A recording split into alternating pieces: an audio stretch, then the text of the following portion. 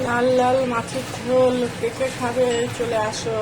হ্যাঁ, সবার চলে আসবে। মাছটা ভেজেছি, ভেজে ফোড়ন দিয়েছি, দিয়ে আদা জিরা বাটা দিয়েছি, লঙ্কা বাটা দিয়ে মশলা কষিয়ে এই অবধি এসছে। একটু সামান্য গরম মশলা দিয়েছি।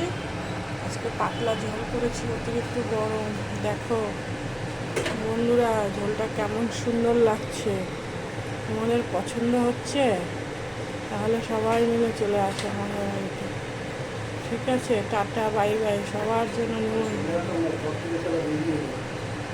সবাই চলে আসো। এই যে ভাত হচ্ছে, উচ্ছে ভাতে হচ্ছে, এই যে মাছ হয়ে গেছে, নামিয়ে দেবো। দেখো তোমাদের পছন্দ হচ্ছে, তাহলে চলে আসো পছন্দ হলে। টাটা বাই বাই, আবার দেখা হবে। ঠিক আছে।